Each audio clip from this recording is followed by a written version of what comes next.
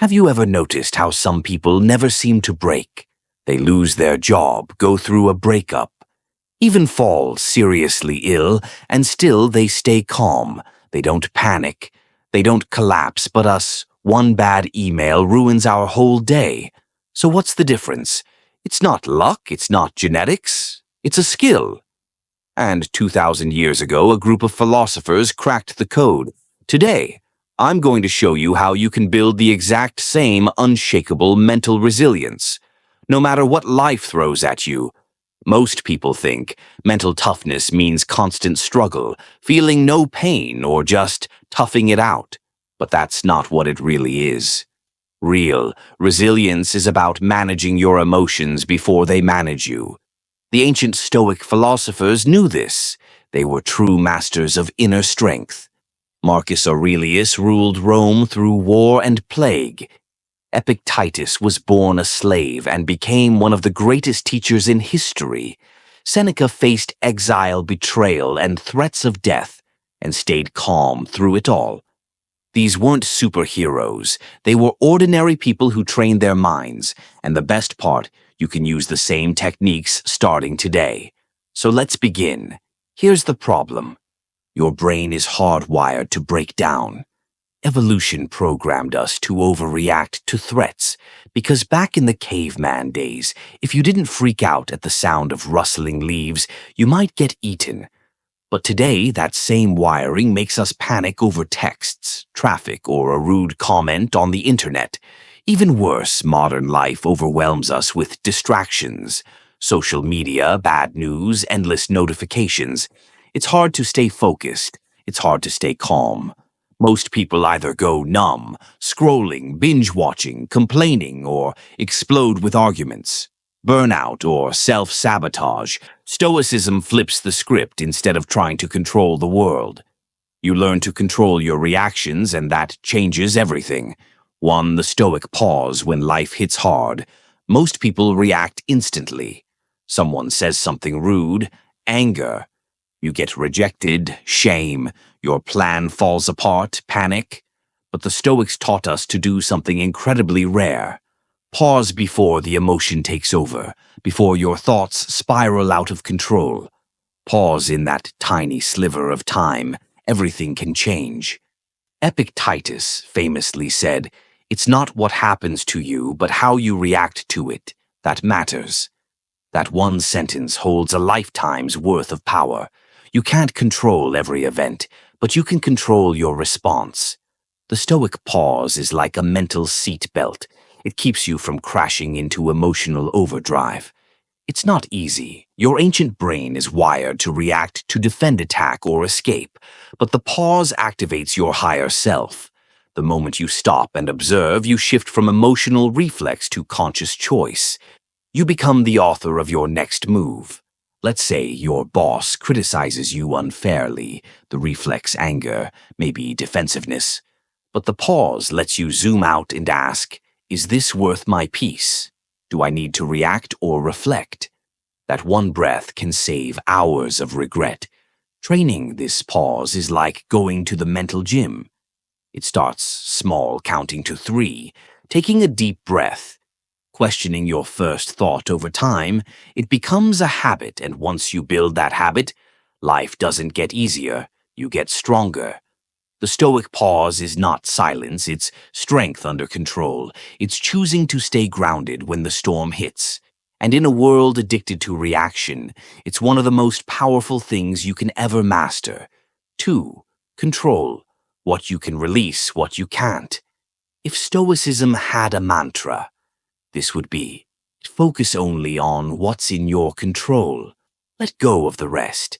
It sounds so simple, and yet most of our stress, anger, and anxiety comes from fighting things we cannot control. We can't control the weather, the economy, how people treat us, or what happened yesterday. But we can control how we respond, what we focus on, and how we carry ourselves through the storm.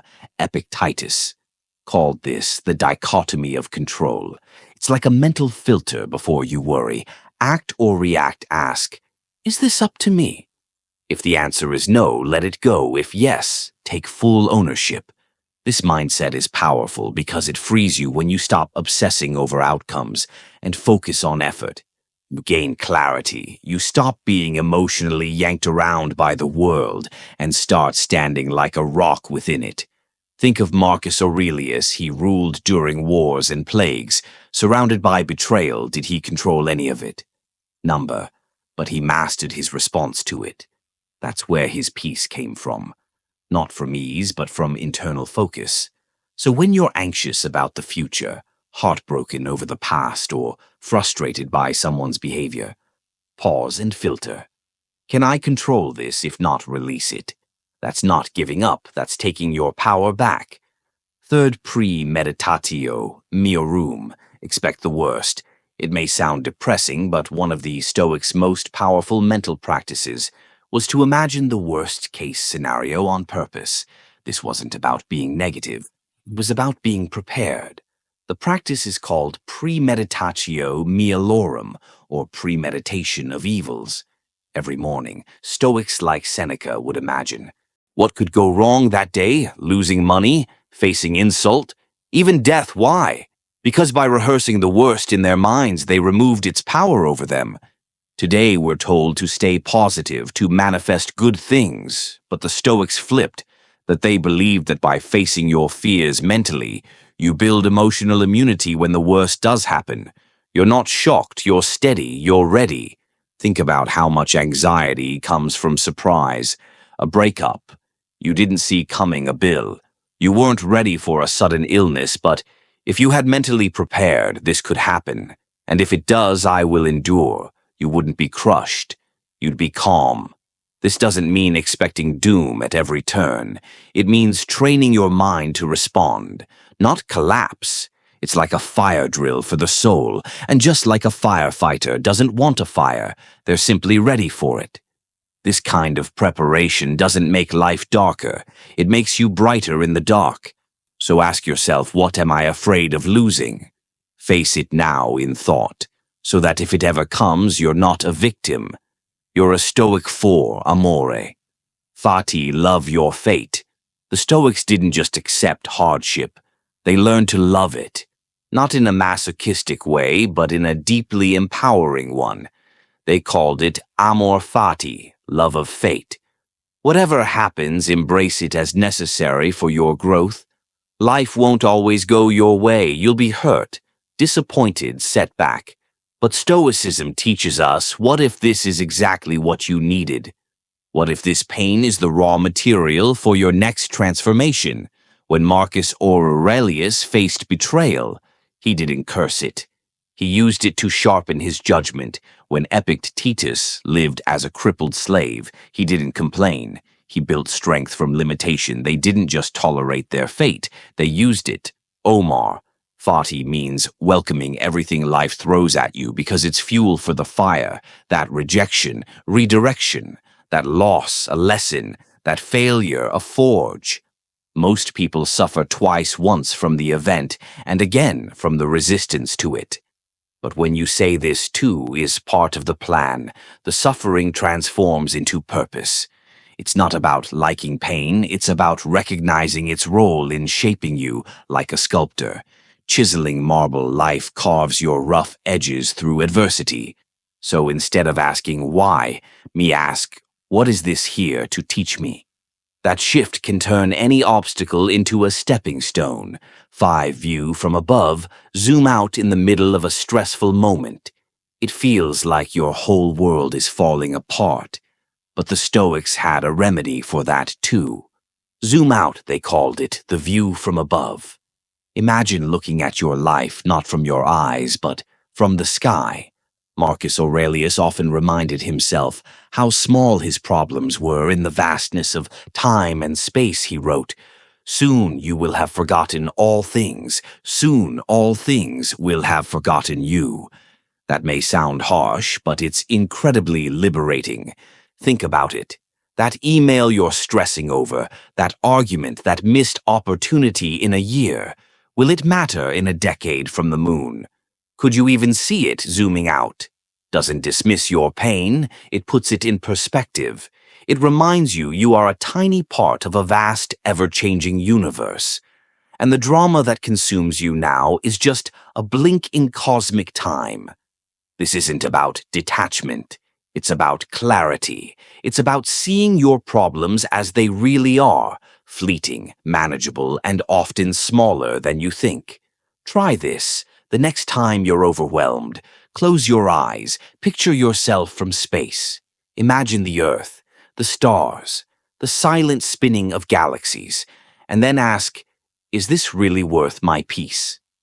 Often the answer is no, and that moment of perspective, that stoicism in action. So what does it really mean to be mentally unbreakable? It doesn't mean you never feel pain. It doesn't mean you're cold or indifferent. It means that you feel deeply, but choose wisely, that you don't let circumstances hijack your character, that you rise not because life is easy, but because you are ready. The Stoics weren't superhumans. They were ordinary people, rulers, slaves, exiles who trained their minds like warriors. And in that training, they found something most people never discover: freedom.